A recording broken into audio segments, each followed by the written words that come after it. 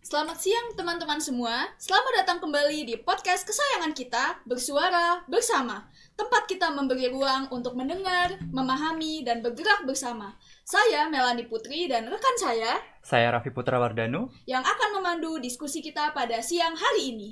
Baik teman-teman semua, nah topik hari ini tuh sangat penting dan relevan, yaitu mengenai kesehatan mental dan tentang kesetaraan gender ya. Nah, isu-isu yang krusial untuk menciptakan ruang yang aman, peduli, dan inklusif pastinya. Oke, kita beruntung sekali nih hari ini telah hadir seorang narasumber yang luar biasa, Ibu Susilawati SOS MAB. Beliau adalah dosen Fakultas Vokasi Universitas Brawijaya sekaligus Ketua ULTKSP Fakultas Vokasi Universitas Brawijaya. Terima kasih Bu Susi sudah meluangkan waktu untuk hadir. Apa kabar Ibu? Alhamdulillah sehat. Terus akhirnya bisa datang ke sini bersama kalian. Bagaimana perjalanannya Bu dari veteran ke sini? Oh ya Allah. Karena sangat deket ya, lancar. Alhamdulillah. Alhamdulillah. Baik Bu Susi, kita akan langsung masuk ke segmen yang pertama ya Ibu. Oh, oke. Ada berapa segmen hari ini? Kita ada 2 segmen nih Ibu. Ada 2 ya? Iya, Oke. yang dibagi jadi 2 segmen. Kita Oke. lanjut aja ya Bu ke segmen yang pertama. Siap? Nah, dalam konteks kesehatan mental, itu kita seringkali ya Bu fokus pada trauma akibat kekerasan. Namun, apakah perusak mental hanya tentang kekerasan atau ada penyebab lain yang juga membuat kesehatan mental ini seseorang itu rusak seperti itu? Oh, jadi kekerasan ini kesehatan mental ya. Iya, Jadi baik. selain ada yang berkaitan dengan kesehatan mental, yang membuat rusak itu ada lagi yaitu kekerasan psikologis. Contohnya apa sih kekerasan psikologis? Seperti penghinaan, terus ancaman, terus ada manipulasi emosional. Nah, manipulasi emosional itu biasanya dilakukan oleh orang terdekat. Nah, siapa di sini yang ada orang terdekat yang misalnya dalam satu hubungan ya, kan ada hubungan nih misalnya, terus manipulasi ini emosional, jadi kalian nggak bisa bebas mengekspresikan emosi kalian karena mungkin merasa takut ditinggal atau takut putus, misalnya seperti itu. Misalnya juga ada ancaman, kadang-kadang seperti yang kita tahu kan, misalnya jika ada 2 orang yang saling berhubungan, terus awalnya tuh timbulnya dari rasa sayang, tapi ada yang rasa sayangnya itu mungkin takut dia hilang atau pergi itu ya, akhirnya dibuatlah ancaman-ancaman supaya tidak pergi atau menghilang. Salah satu contoh, ada beberapa kasus juga yang pernah Ibu tangani. Ada 2 orang yang berpacaran ini ya, deket, terus mereka bikin video. Nah, terus videonya ini video atau foto lah istilahnya, ketika berhubungan badan, kemudian itu dijadikan ancaman. Nah, ini termasuk dalam kekerasan psikologis karena ini berupa ancaman. Ancamannya apa ini ancamannya? Ancamannya seperti, oh gimana tak sebarin ya, kalau kamu nggak nurutin aku mau disebarkan, kan bisa seperti itu. Kira-kira yang di sini Raffi sama Mela pernah ngalamin hal itu atau tidak? Oke, kebetulan sih saya nggak pernah ngalamin ya Bu. Cuma mungkin teman saya pernah ngalamin yang kasusnya hampir sama yang seperti Ibu diceritain. Cuma tidak sampai berhubungan badan juga sih. Oke, mungkin dimintain foto ya, Iya. foto atau video. Nah, itu makanya di sini Bu Susi pesankan dari awal, jika di hubungan tadi diminta seperti itu dan kita lagi cinta-cintanya nih ya, tetap aja harus menggunakan akal sehat. Akal sehatnya yaitu tadi, jangan sekali-sekali mengirimkan. Sebenarnya kalau orang yang sayang beneran sama kita itu nggak akan minta hal yang kayak seperti itu. Gimana untuk audien? Audien ada yang mengalami juga atau ada temennya mungkin atau siapanya gitu, ada nggak? Mungkin lebih ke teman sih Bu, Teman ya, dia banyak mengalami banget. itu ya. Apalagi kalau teman-teman dari perkuliahan, nah itu pasti banyak sekali. Nah, itu kadang Bu Susi miris-mirisnya apa? Bu, saya takut Bu, saya udah diancam Bu. Diancam apa ini? Foto saya, video saya ada di situ Bu. Nah, itu kalau yang hubungan yang kelihatan jelas ya, maksudnya itu ada 2 orang yang jelas. Tapi juga kalian banyak kan juga kalian tuh berhubungan dengan scammer. Nah ini berarti love scam. Nah ini nih love scam. Jadi kita digempur dengan kata-kata manis. Siapa yang di sini suka main media sosial, kenalan lewat media sosial? Biasanya apa? Kenalan lewat mana biasanya? Biasa kita sih Instagram sih Iya, ya. Instagram, Telegram. apalagi Telegram, Telegram. apalagi Bumble, oke. Apalagi? Yo, apalagi? Twitter, Line, Twitter, Twitter, Twitter sering apalagi? banget. Apalagi musim maba, lagi sering-seringnya Nah, oke. Twitter. Kemarin tuh ada teman kalian tuh yang lapor, itu lewat Telegram. Kenalnya lewat Telegram, terus nggak taunya dia itu eh, scam ternyata ya. Maksudnya dia tuh benar, kalau yang maksudnya mahasiswa yang vokasi ini benar, pengen bikin link, pengen memperluas link pertemanannya. Cuma nggak tahu kena scam ya. Nah, kenanya itu gini, dia udah ngobrol-ngobrol, di tengah ngobrol tuh dia dikirimin foto. Nah, jadi foto ternyata bukan fotonya cewek itu ya, dikirimin foto cewek itu, fotonya tidak memakai busana, terus dikirimin video juga, terus dia disuruh ngirim. Dia kaget waktu dia sama temennya kan kaget, padahal dia gak ngirim, tapi karena dia nggak mau ngirim, akhirnya dia ngirim foto laki-laki yang lagi apa itu masturbasi gitu ya, dikirim ke situ. Jadi dia takut, terus dia diancam. Itu mungkin butuh waktu beberapa hari supaya kenal dekat gitu. Akhirnya dia diancamnya apa? Ini mau tak kirim lo ya ke vokasi, tak kirim ya ke Instagramnya vokasi, tak kirim ya ke himpunan, tak ke email pejabat loh, kayak gitu. Nah untungnya dia tuh melakukan langkah yang tepat. Langkahnya apa? Dia datang ke ULTKSP, dia lapor ke ULTKSP. Terus Bu, pertanyaan yang paling utama traumanya gini dia, Bu nanti saya jadinya jelek Bu, image saya nggak mau image saya jelek. Terus Bu Susi kasih solusinya apa? Solusinya karena dia itu suka main apa itu TikTok, main Instagram, terus dia suka bikin VT ya. Ya Bu Susi bilang, coba kamu bikin VT tentang apa? Kejadianmu ini. Ini supaya jadi pembelajaran buat orang yang lain.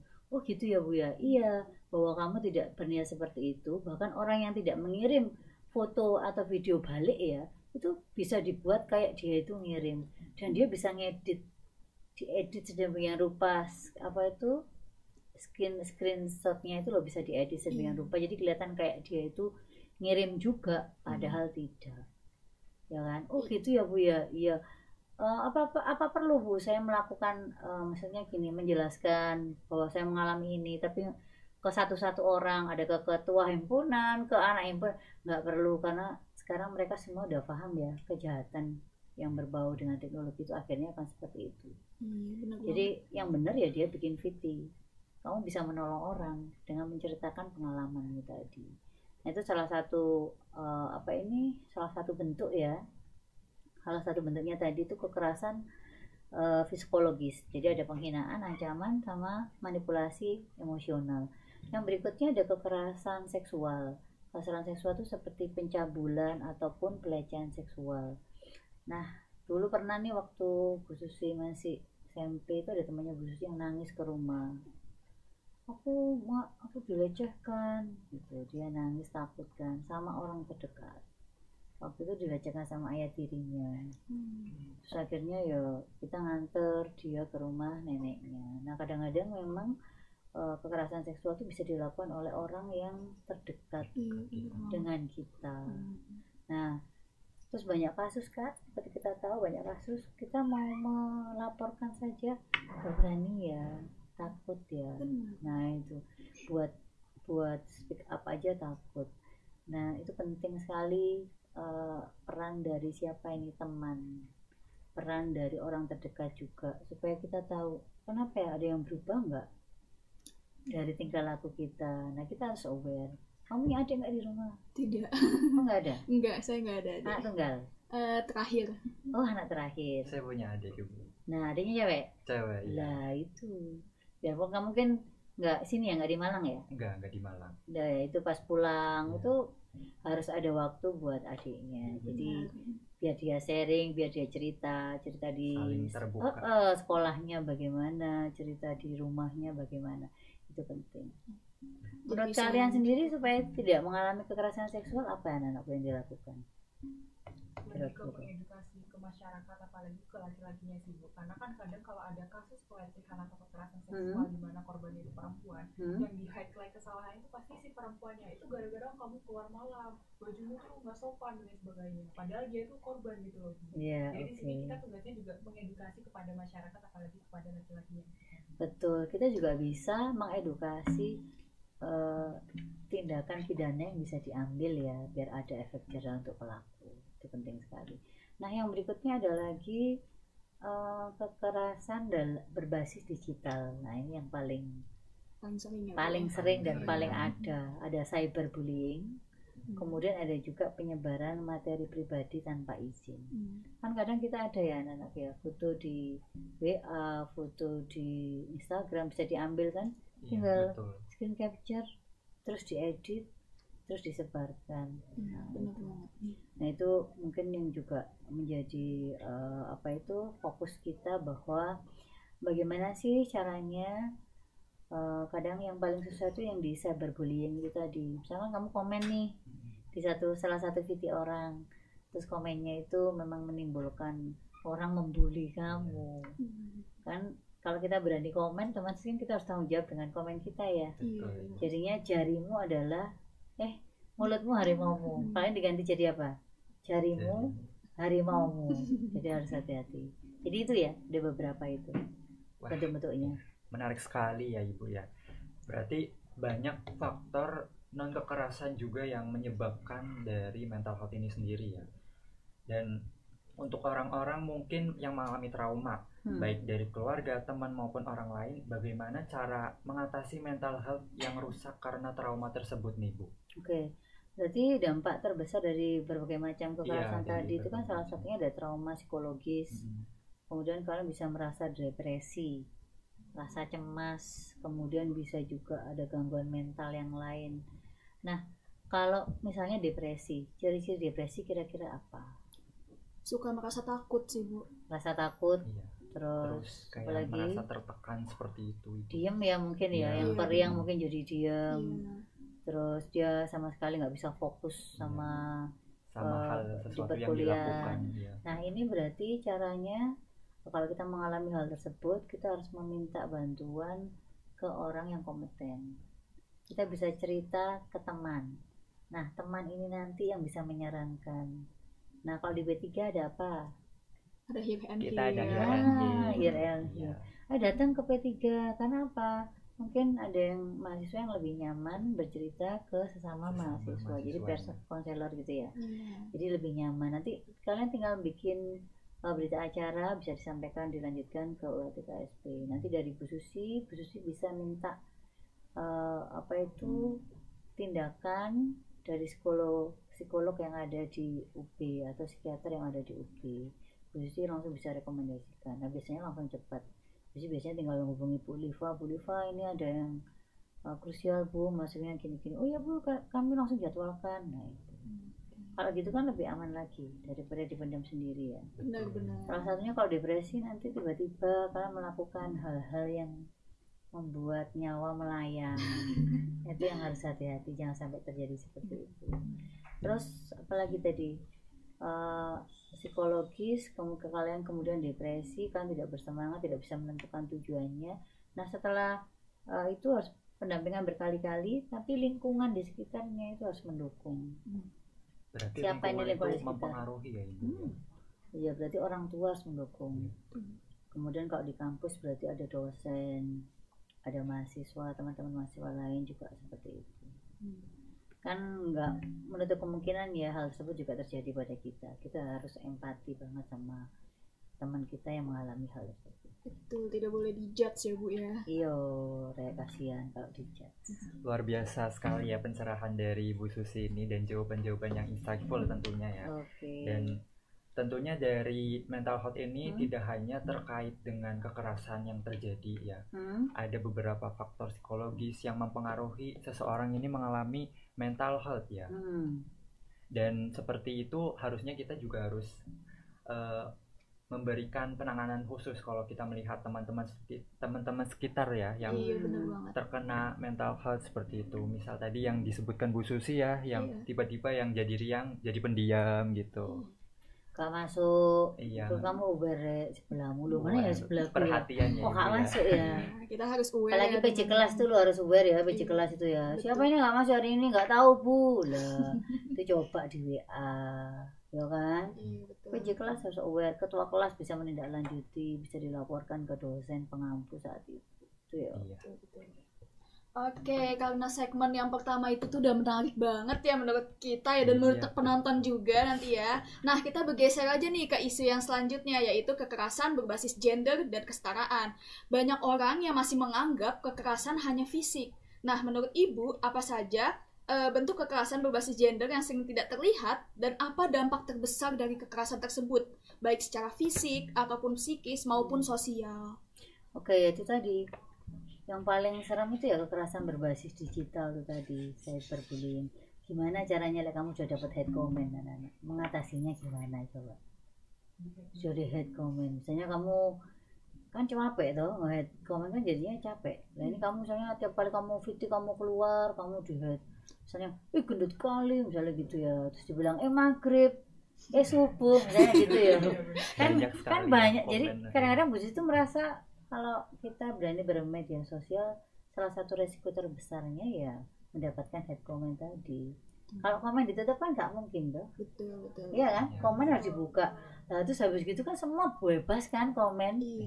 Nah ini yang serem, semua bebas komen. Kadang Bu pikir-pikir loh ya, karena kebebasan komen tadi. Tapi kalau misalnya kita punya Instagramnya hanya untuk kita privasi, hanya orang-orang kenal aja yang kita masuk, kan kenal ya, Iya. berdasarkan kenal. Tapi kalau Instagramnya kita open, terus semua orang bisa DM kita, kemudian bisa komunikasi sama kita, itu kadang-kadang yang serem. Kan ada setiap postingan tuh ada yang pro, ada yang kontra. Betul. Nah kamu kalau menghadapi yang kontra nih, kalau mentalmu nggak kuat, ya sudah, dampaknya ke diri sendiri lagi loh ya. Iya. Hate comment jelek kak.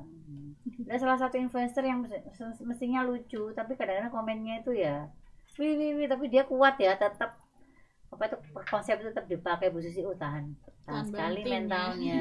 Tahan Nah, banting. memang harus tahan banting dulu sebenarnya kalau mau jadi selebgram atau Terjun ke selebgram. dunia sosial Ya, media. betul sekali.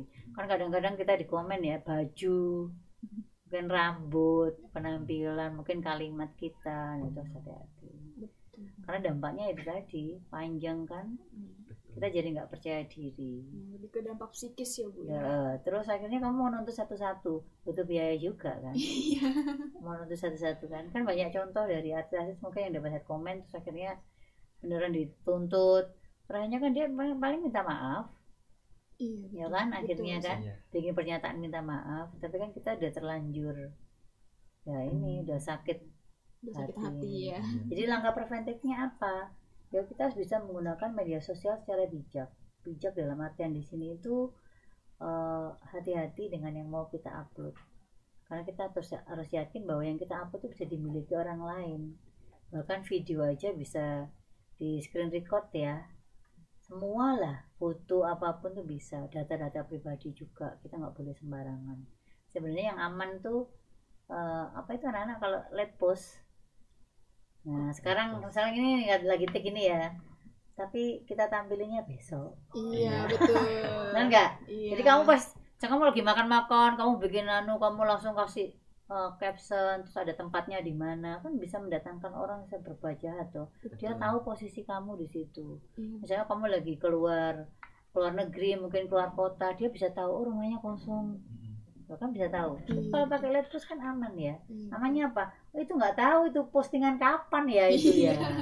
Nah itu hati-hati ya Nana. Iya, apalagi sekarang di Instagram tuh sudah ada fitur location, share location Bu. Jadi kan itu lebih bahaya banget ya Bu ya. Oh jadi saat itu juga. Iya, betul. Begitu di-upload tuh bisa di share location juga. Iya, betul banget. Jadi misalkan kita di kos, ketahuan kalau kita di kos Bu. Kalau misalkan kita share location itu Nah, ke itu. Instagram. Jadi kita harus stay privat untuk melindungi apa ini sebenarnya? Jiwa dan juga raga kita. Betul. Jiwa dan raga. Dua loh ya. Raga itu ya keselamatan kita, jiwa itu ya kesehatan mental Mentality kita. kita. Betul banget. Nah kalau misalnya udah terlanjur gimana Bu? Ya apa? Audien yang ada di sini gimana? Kalau udah terlanjur Bu, saya udah dapat head comment, terus gimana ini Bu, saya menata hati saya ini Bu, saya sudah ingin jadi influencer, terus gimana? Influencer. Masa saya mau berhenti Bu di tengah-tengah, ya Bu? Kalau udah dapat head comment, lebih ke menyehat. aja sih Bu. Gimana? Itu kan di luar kendali kita. Respon orang lain terhadap kita itu kita nggak bisa kendaliin. Apa yang bisa kita kendaliin itu diri sendiri. Jadi kalau ada head comment dari orang lain, ya udah bodo amat, kan ini hidup saya tahu mana yang lebih baik untuk hidup saya, jadi tetap dilakuin aja yang menurut dia baik. Gitu ya. Menurut dia baik, dan yang terpenting keluarga Tidak juga merugikan merestui orang ya, lain. dan tidak merugikan orang lain. Oke.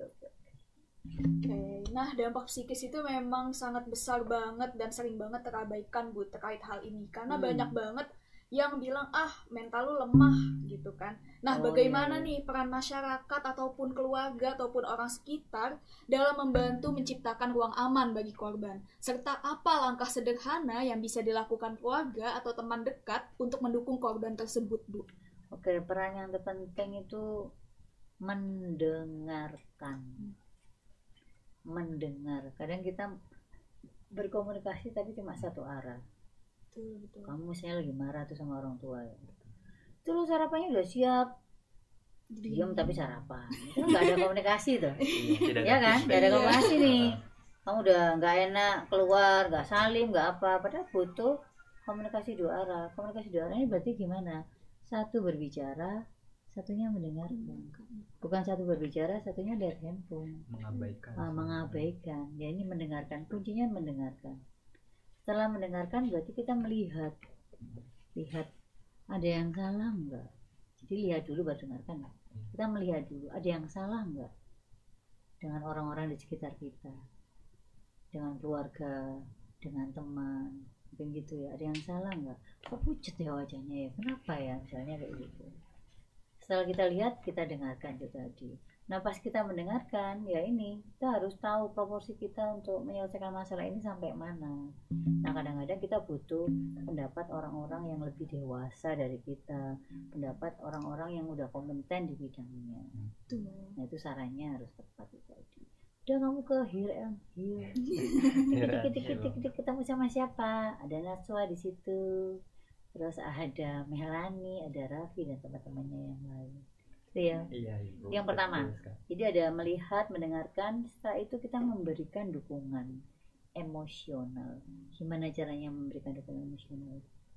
Memberikan dukungan emosional. Aku putus. Aku ini nggak punya siapa-siapa lagi. Pertama mungkin kita harus bisa memahami dulu. Enggak, ini kita langsung praktek, Vi.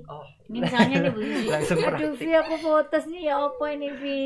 Nah, kita harus bisa. Loh, Kak, kamu langsung nih. Ibunya berarti gimana kamu? Ini misalnya nih, ini posisi misalnya Melani nih.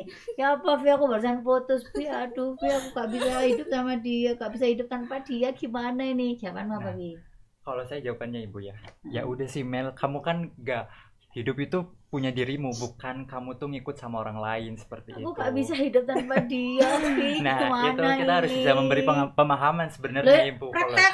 Ya udah Mel, kamu praktek aja langsung. Berarti gimana kamu? Ya udah Mel, tenang aja, kan masih ada teman-teman yang masih bisa membantu kamu dan masih bisa menemani kamu. Kamu di sini bukan cuman kamu doang, tapi kamu punya yang lain dan bukan cuman dia doang yang ada di hidup kamu. Nah, ini contoh memberikan dukungan emosional. Ya, paham ya? Kalau misalnya ada yang gini nih, duh guys, aku ada duit nih. Apa ini? Ada duit. Aduh, itu susah sih Bu kayaknya ya. Ini kayak gitu ya. Aduh, aku kering kerontang ini. Ini lo kamu gak percaya. Cekan dulu lo. Dulu bisa aku lo 5.000 guys, 5.000. Terus kamu nyaranin gimana? Gue juga nggak punya duit. Oh gitu ya. Itu sulit soalnya Ibu. Ayo terus. Coba Melani. Coba deh kamu coba part time gitu kan, banyak banget nih waktu luang, waktu mahasiswa. Coba deh buat nambah-nambah penghasilan. Emang nggak sayang apa kalau minta duit mulu ke orang tua? Ya betul itu. Jadi kita kadang kita mau bantu aja. Kita nggak ada. Jadi gini, konsep membantu itu ya, amankan dirimu dulu ya. Kalau aman baru kamu Membantu orang lain. Membantu orang lain. tuh, paham ah? Sama kayak waktu di pesawat itu loh. Ini pesawatnya darurat ini. Yang dilakukan kita apa dulu? Kalau udah keluar masker oksigennya, kan kita masang ke diri kita dulu. Iya. Setelah kita udah terpasang, baru kita masang ke anak kita, mungkin yang di sebelah kita atau di sebelah kiri kita. Nah, konsepnya membantu juga seperti itu. Bagus tadi itu Melanie, karena nggak ada ya. Iya. Nah, Memberikan kalau mau solusi. terus udah wis kalau gitu aku pinjam 100 deh supaya apa itu silaturahmi kita terjaga. Duh kok 100 ya?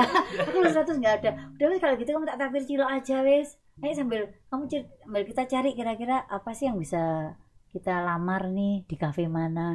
Ayo sambil jajan cilok. Benar. Cilok grewel di pojok anak murah sih Rek. Iya. Di pojokannya veteran dulu ya. Iya. Gitu ya. Iya. Nah itu jadi kita langsung praktek di sini, kita bisa tahu oh caranya itu seperti itu. Yang memang susah itu kalau misalnya adalah mahasiswa yang laporan, Bu saya nggak ada dana Bu buat bayar ini, lah itu ya pusing Bu sisi itu. Ya, kamu udah ngajukan beasiswa? Sudah Bu tapi ditolak. Sudah kerja bareng? Sudah Bu, saya 1 jam tuh Bu dibayar 5.000. Aku kadang-kadang oh alah ya Allah, ya udah pas Bu Siki makan siang sama dosen-dosen yang lain ya. Siapa nih cari asisten? Ini lo ada yang butuh duit soalnya. Oh iya Bu, suruh kirim Bu. Suruh kirim hasilnya CV-nya kalau cocok biar jadi asisten saya. Tak suruh kirim akhirnya cocok. Alhamdulillah kan dapat. Ya kan? Ada juga yang datang, Bu, saya nggak bisa bayar ini karena keluarga saya. Pokoknya intinya ekonomi. Terus makanya sama teman-teman, guys ini ada mahasiswa gini. Bu, tak kirim Bu, ini Bu ada aku ngomong ada rezeki, salah satu teman dosen tuh ada yang gitu. Tapi yang bilang ya dari aku ya sampai seperti itu. Kan itu berarti kita langkah awalnya apa? Kalau kita mau menolong diri sendiri, ya kita harus ada niatan ya. Niatan buat bercerita ya. Jangan dipendam sendiri. Nanti takutnya jadi jerawat, Rek, langkah awalnya. Jerawat dulu. Setelah jerawat apa? Setelah jerawat apa ini? Misalnya kamu memendam permasalahanmu, setelah terjadi jerawat terus apa? Insecure, nangis. Nangis, tambah gak karuan. Kurang percaya diri. Iya, kayaknya gak karuan kan? Iya benar. Oke, itu ya berarti ya. Terus ada lagi nih, setelah kamu mendengarkan, kamu bisa memberikan dukungannya seperti yang kamu contohkan tadi ya. Kamu juga bisa mengedukasi siapa? Diri kamu, orang terdekat kamu. Misalnya adikmu yang kecil aja. Ya baik cowok maupun cewek yang kecil ya, bagian-bagian mana yang nggak boleh dipegang, ayo mana tunjukkan. Kalau ada yang pegang langsung bilang mama ya. Itu loh ya, cuma dia disuruh hafal, terus harus cerita ya. Itu penting. Kelihatannya sepele ya, tapi kalau kamu lakukan itu misalnya ke keponakanmu yang masih kecil, kamu aware kayak gitu, itu salah satu contoh kamu tuh bisa mencegah terjadinya kekerasan seksualnya, itu bisa merusak, merembet kemana-mana. Itu ya. Oke, jadi poin pentingnya di sini tuh saling mendengarkan ya guys. Jangan sampai kita mendiamkan orang yang lagi cerita sama kita begitu. Nah, yang terakhir nih Bu di segmen ini, kita tahu upaya mencapai kesetaraan gender itu masih terus berjalan. Nah, menurut Ibu, apa sih cara yang bisa kita lakukan baik secara individu maupun kolektif untuk mengatasi kesetaraan gender ini, Bu? Pertama kita harus mengedukasi masyarakat tentang kesetaraan gender itu. Kalau Rafli gimana? Kamu setuju mana ini, Vi? Kesetaraan gender ini kamu setuju apa enggak? Ini memang ada laki-laki ya, guys. Kesetaraan gender ini poin yang penting ya, Bu. Kamu nanti cari istri yang gimana ini? Yang setara enggak gendernya atau gimana ini? mau mengeran rumah tanggamu secara apa gimana ini? Kalau menurut saya sih kesetaraan gender ini perlu ya. Maksudnya kalau misalkan kita lihat di dunia yang udah digital, maksudnya udah berkembang seperti ini, kita nggak bisa kayak misalkan menuntut budaya patriarki kayak cowok harus memimpin segala macam, padahal cewek juga bisa. Dan tidak hanya maksudnya cowok saja, jadi kayak pun cewek bisa mengambil sebuah putusan seperti itu. Jadi sebenarnya gini anakku, inti dari kalimat membentuk keluarga baru ya, itu sama dengan membentuk tim. Ya apa saja di kepanitiaan itu ada nggak ketuanya? Ada tuh, ada yang jadi sekretarisnya, ada yang jadi bendaharanya, ya kan? Nanti ada si acaranya, ada korlapnya, ya, ada SPV mungkin ya kalau di Raja kan ada kayak gitu. Nah sama ketika kalian memutuskan, yuk kita jadi tim ya, mau anggap jadi partner. Jadi kita anggap suami atau istri kita itu partner. Nah di partner itu berarti ada pembagian yang merupakan komitmen di awal. Komitmennya bagaimana? Oh komitmennya nanti kita sama-sama kerja ya. Oke berarti gimana kalau kita punya anak? Oh kalau kita punya anak berarti kita mungkin bisa masukkan ke daycare mungkin gitu ya. Terus kita harus ada biaya untuk kita ada suster di rumah, kita pasang apa itu CCTV. Nah itu. Jadi memang anak-anakku ketika kamu memutuskan untuk mau hidup bersama dengan siapa, ya kamu harus detail ngobrolinnya ya. Yang paling gampang aja setelah menikah mau tinggal di mana, kerjanya nanti apa. Duh kita belum gak bisa nih tinggalnya nanti di mertua, kan banyak resiko-resiko tinggal kalau bersama dengan mertua. Jadi harus ditata terlebih dahulu. Terus apa lagi tuh selain kita mengedukasi tentang kesetaraan gender, kita juga bisa meningkatkan akses pendidikan dan ekonomi. Jadi biasanya gini anakku, kita akan dapat jodoh itu yang sekufu. Apa sih yang sekufu itu? Satu frekuensi. Alangkah mudahnya kalau kita tuh sama-sama satu frekuensi ya, latar belakang pendidikannya sama, punya visi yang sama, punya misi yang sama, itu akan lebih mudah.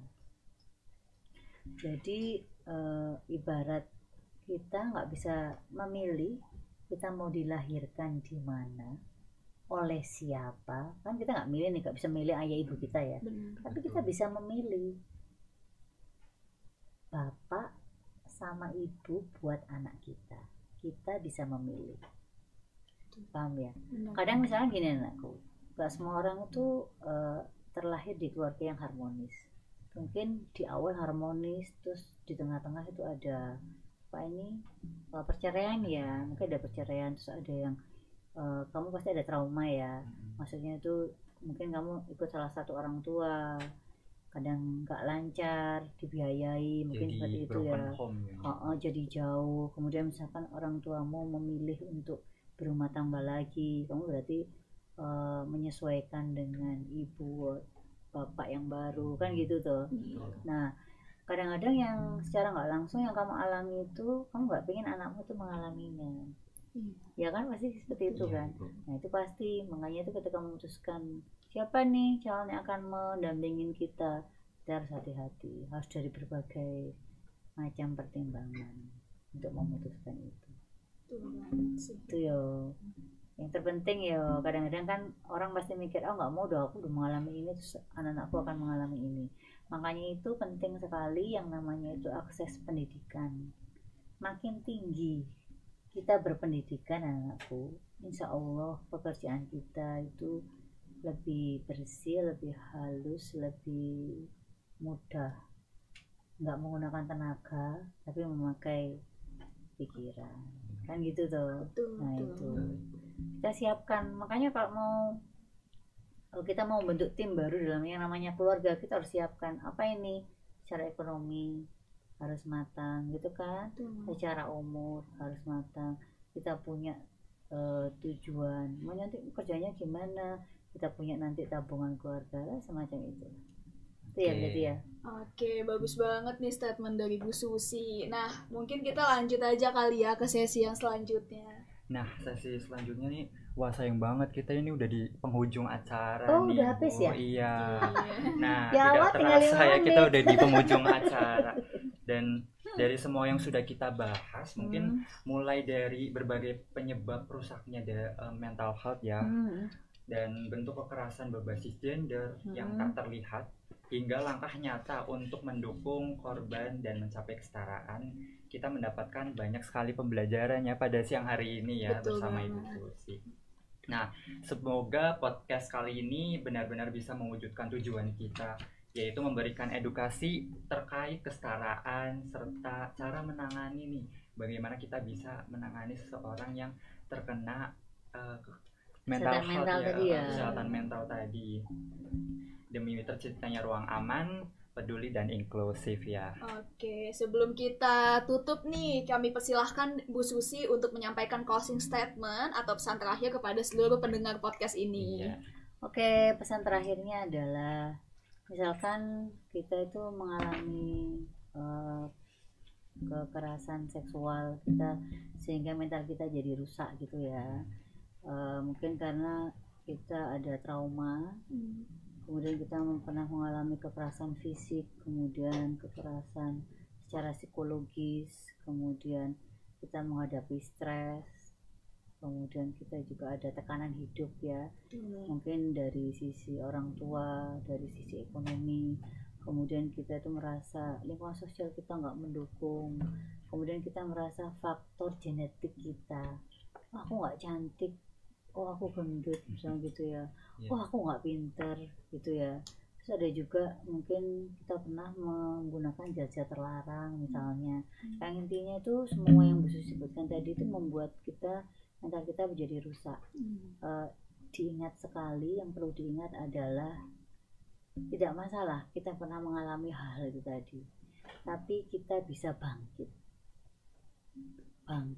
Jadi menyesal tuh boleh, tapi menyesalnya singkat saja, menyesal. Setelah itu kita bangkit memperbaiki diri. Caranya kan macam-macam kan, supaya nggak trauma.